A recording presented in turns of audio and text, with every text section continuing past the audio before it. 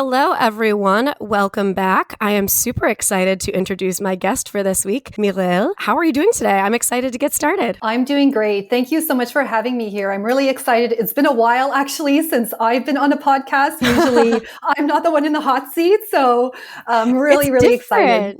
It's different when you get switched up. You're like, oh, I have to say interesting things now and be profound. Exactly. So I feel that. Well, let's start kind of there. Go ahead and take a few minutes. Tell me and the listeners a little bit about you, your story, and how you kind of came to be involved in this work, and kind of an overview of what we're going to talk about today. Absolutely. So my name is Mireille Thériault. I actually go by Mireille Nicole in my relationship coaching business. And I actually call myself a love after divorce coach and a relationship strategist. And as you hear my story, you'll kind of understand why it came to that. But if I go back in terms of, what led me down this path, I mean, growing up, I was always obsessed with love and romance. I wasn't so much the girl that dreamed about her wedding so much growing up, but I always had this deep feeling of what I was looking for and how to feel in a relationship. So that was always kind of, yeah, really. And you know what's funny though, speaking of the same way? So one of the things I was obsessed with growing up is the BBC series Pride and Prejudice. And I was just looking on your profile. Yeah. Yeah. And I was like, oh my gosh, this podcast was meant to be because you were part of this play. Was it called Miss Bennet? Miss Bennet, Christmas at Pemberley. Yeah, I play Jane once she's married off to Mr. Bingley. Oh, that's so funny. I'd have, I mentioned to people, I'm like, Pride and Prejudice is so sexy. Why is it so sexy? And then I was like, it's all the nice manners and repression. That's what it is. It's so true. But anyway. So, all my life, I was looking for my Mr. Darcy.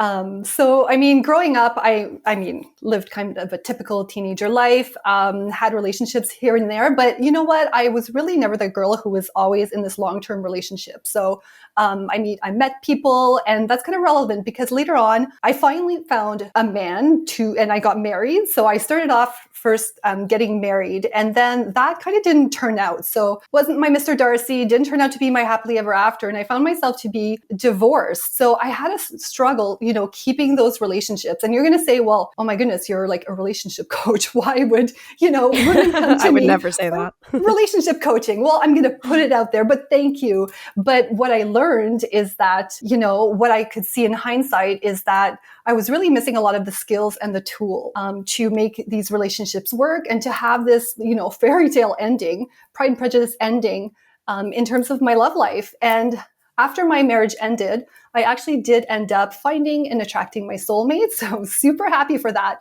But once I was in the relationship with him, things started to get rocky again. And I started, it started breaking down a little bit. So I was really noticing this pattern. And one day I decided, I'm going to, take a step back and I'm going to see what's going on here. And I'm going to fix it. I'm going to figure out, how to have this romance I've always desired. And it's really when I started learning all about self-love, which I know you are all about, understanding how men work, also developing my relationship skills that hopefully we can talk a little bit about during the podcast, and becoming magnetic, that everything changed, right? And I was able to turn this relationship, and finally we ended up getting married. So we went from a relationship that started getting rocky, even though it's my soulmate, to finally now we're in that relationship. So I come from that perspective too. So I'm not that person that relationship coach where everything was perfect and I found the right person, right? I really had to work at it. So I really, am drawn to women who want to overcome these challenges. And I can come from a place where I not only know about it now, but I've experienced it myself. So I've been there. I feel you. Absolutely. And it's so funny. I interview a ton of people, and everybody has a story, and I think that's what makes people good relationship coaches or good sex coaches or, whatever their expertise might be. It's because they have a personal experience that makes them be able to empathize and relate to the people that they are coaching.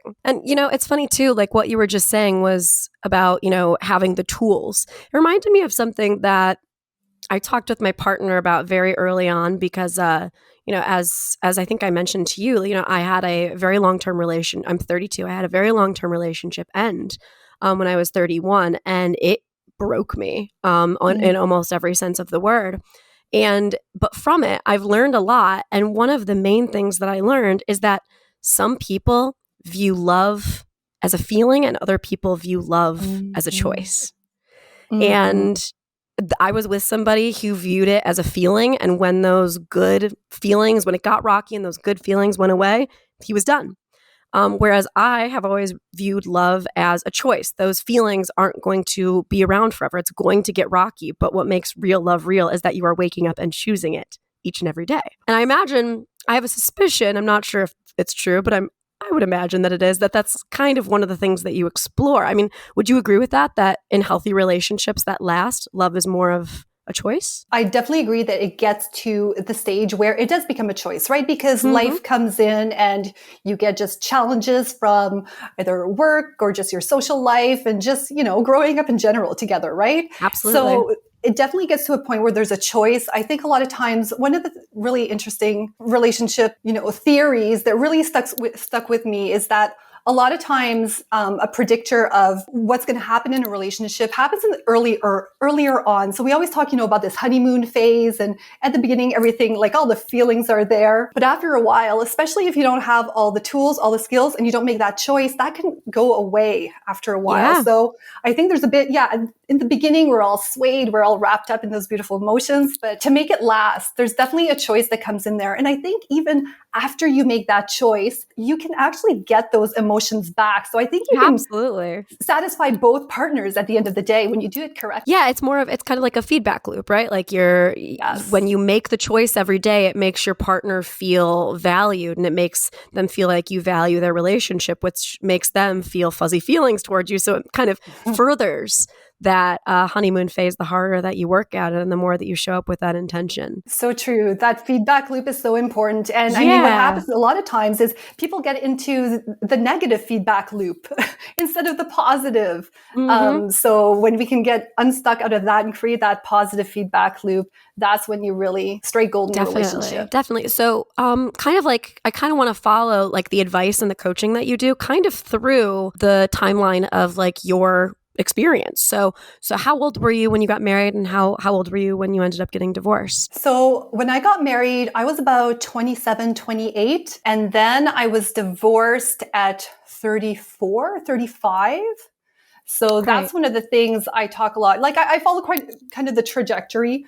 I was seeing, in my early 20s, everyone was, all my friends were getting married and meeting the one and everything. And a lot of my decisions were very much influenced on that. Like I was saying earlier on, I was really, I really had this idea in my head, not just the idea, the feeling in my body of how I wanted my relationship to be. But the dating scene and everything was quite interesting. But I ended up finding someone quite, at the typical age, I'd say, of all my friends anyways, and got married. And then it just didn't work out. So mid 30s, I kind of found myself starting over again. Funny how that works, isn't it? Absolutely. Yeah. Well, like what are some of the effects that such a heartbreaking loss, and this goes for you and it also goes for, the people that you coach. What are some things that you have seen? How does such a heartbreaking loss and the end of a marriage, it makes you have to, like you said, start over? What does that look like for people? Because you have to heal before you can get back out there, right? Absolutely. And one of the things I see happen a lot of times, and I know this happened for myself too, is that we often lose ourselves in a relationship.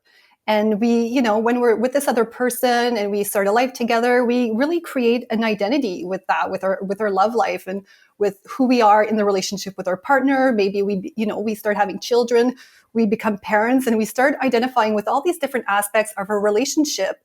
So sometimes, this is totally unintentional, subconscious. It just creeps up on us. And we don't even, unless we're very intentional, this can happen. And then what happens is, when there's a breakup, when there's a separation, when there's a divorce, we don't know who we are anymore.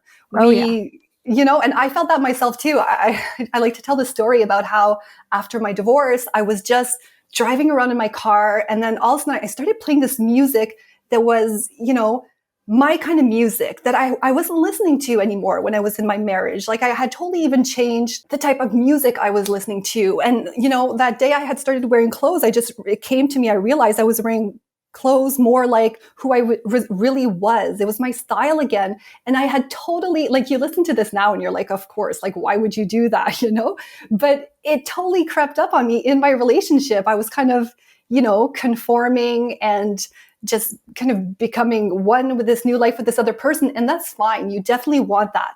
But that was just a pivotal moment for me where I could clearly see how I had lost like parts of me in the relationship. Right. And when that was gone at the beginning, I didn't know who I was. And then when I had that realization, that was definitely one of the things that, helped me heal and come out on the other side. So that's definitely one of the things that I work with women is finding themselves again after they come out of the relationship, and also just the feelings, right? It's working through those feelings after the breakup, separation, divorce.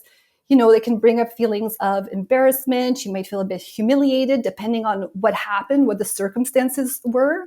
And that's totally going to impact your self-worth. So I know some of the things just in the notes that we talked about before, you were talking a lot about self-worth, right? But one of the things I want to tell the ladies listening, and that came up, I think, in my story a little bit, is that your love life doesn't have to look like anyone else's love life, right? Like I kind of followed the typical journey. Then we split up.